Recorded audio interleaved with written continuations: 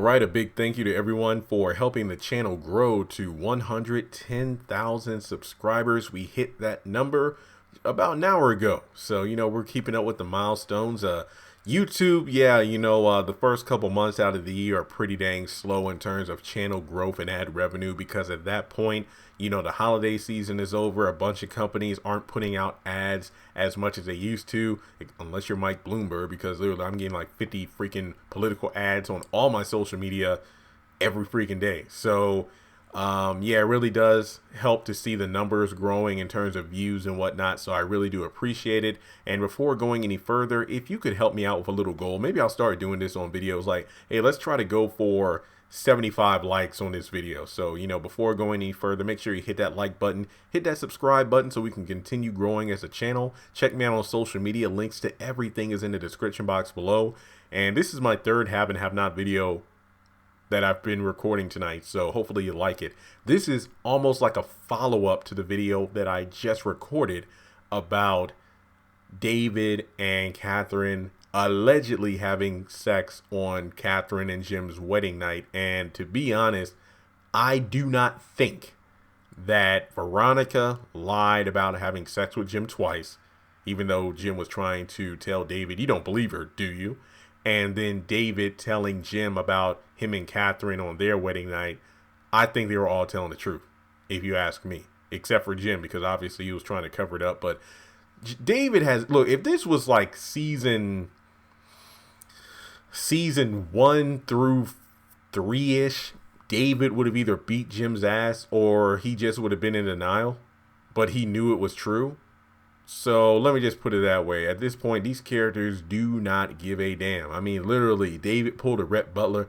Frankly, Jim, I don't give a damn. And pretty much gave Jim the blessing to kill her. So I just feel at this point, in my book, I don't think anyone was lying. I mean, if you feel like they were, hey, I get it. Because with these characters, you can never be too sure.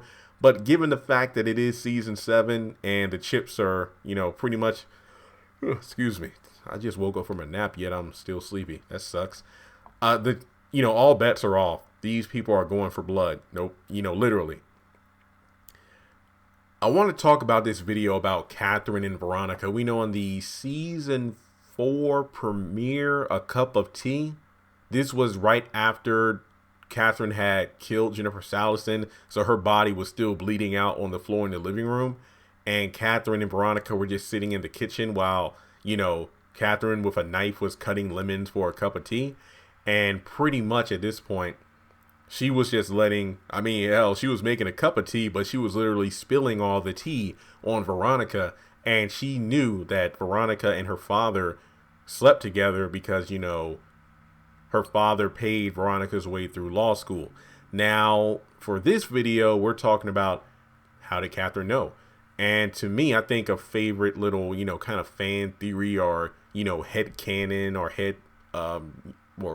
story I concocted in my mind, if you will, for Tyler Perry to kind of bring things full circle. Remember back at the end of episode 1, this was the big surprise, I believe. This was the first episode of Haves and Have-Nots.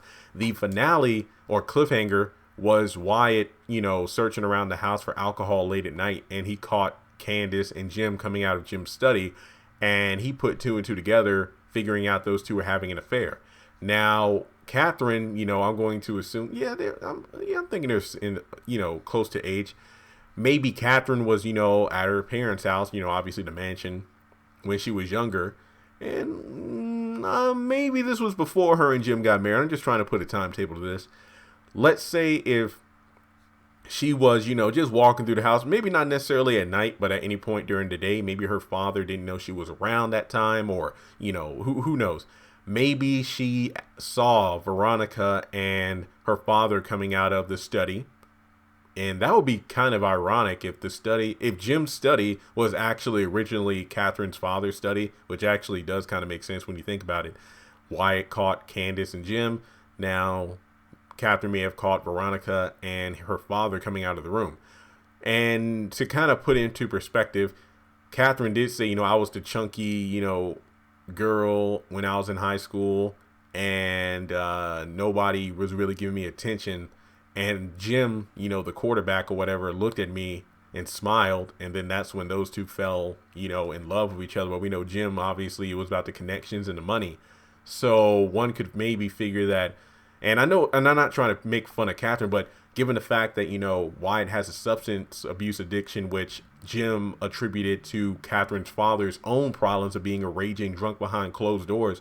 What if, Katheryn's other siblings, I believe she had 3 other siblings, because they talked about how when their parents died, the fortune was split between her and her sisters. I don't know if she had a brother, but I know she had 3 siblings minimum.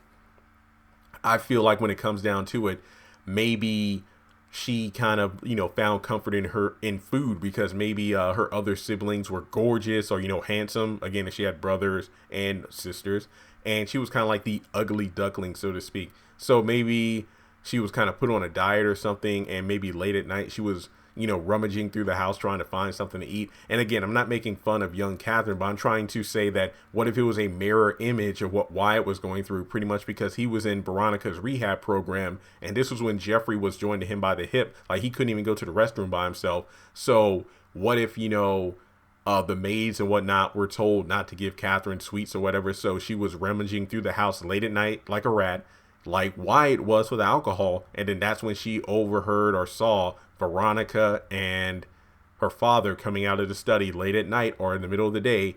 Maybe the clothes were a little wrinkled, or, Veronica's perfume was, on her father, something along those lines. And that could actually mirror Amanda as well, because Amanda said, you know what, there were times where Candace would come back to the apartment and she would smell like your cologne. Or if you want to go back to the Wyatt comparison, when Wyatt found Jim's phone at the front of the house after he was abducted by Warlock's crew, he unlocked the phone with the right password. And didn't he say the password was the license plate of Jim's first car? And basically from there, he saw all the text messages and emails about all the affairs he's had with Wyatt's tutors, Celine, tutors, teachers, Celine, Candace, and so many other people. I wonder if Veronica was in that phone. And then from there, maybe Katheryn was able to find something similar, because maybe it was emails, handwritten letters, whatever the situation is. But in any case, she was able to put 2 and 2 together that Veronica and her father had sex together. Because keep in mind, didn't Jennifer also have an affair with Katheryn's father? I think this was mentioned when those two were in an interrogation room. This was when, Katheryn was arrested when Katheryn, Jim, David, and Veronica are all in jail. So I think it was mentioned. I could be wrong though, but I think those two may have also slept together as well. So maybe there was a time where, maybe after her father's passing, Katheryn found the right information and was able to figure out all the people that her father had given scholarships to, air quote, like scholarships, kind of like sexual favors, scholarships, kind of like on Greenleaf when Lady Mae's brother, look, I forgot the name. Mac, look, forgive me, Greenleaf has been off for a while. So wasn't it Mac who was like pretty much, using the scholarship fund to fund his inappropriate relations with younger church women, so maybe a similar situation. And like, hey, I'll give you a scholarship to law school if you do this for me. So who knows how many people were doing that sort of thing. But Katheryn being Katheryn, like Jim always said, she watches the finances like a hawk. So one could imagine that she would be the sibling that would do the most digging in regards to her parents' activities and come across what her father was up to.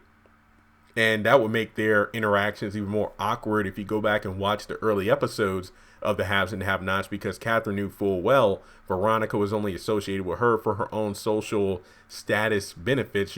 Oh, I'm a friend of Katheryn Cryer, which will help me climb the ranks as a socialite in Savannah, Georgia. But then Katheryn would always give her the side eye because she knew you banged my dad. So yeah, just saying, you never know. But with that being said, what do you think about this theory? I think it would be pretty interesting if it indeed mirrored the Wyatt finding out about Candace and Jim, or the Amanda finding out about Candace and Jim. What do you think? Let me know your thoughts in the comment section below. And I've already done my social media plugs and all at the beginning of the video, so subscribe, hit me up on social media, like the video. And do you have any ideas for other have and have not video content? Just so you know, I got a list. I did like over 20 videos over the weekend, but just to kind of give you a preview of what's to come, the Boom Boom Bang review, this week's episode, the mid-season finale trailer breakdown. You know, hopefully they upload it to YouTube pretty early this time. Who will die in the mid-season finale? Yes, I will be doing the video, but I want to wait until this week's episode is over. That way, you know, we'll have more clues. David telling Jeffrey the truth about him not being his father. Will that happen? Laura is actually appearing in this week's episode, I believe. She is the young lady who will be living at Veronica's house, kind of like the Melissa 2.0. And then another video about should Tyler Perry actually write shorter seasons of the haves and have-nots? Less episodes equal more quality. That'll be a discussion I might save until after the mid-season finale. So with that being said, thanks so much for tuning in, and I'll catch you all in the next video.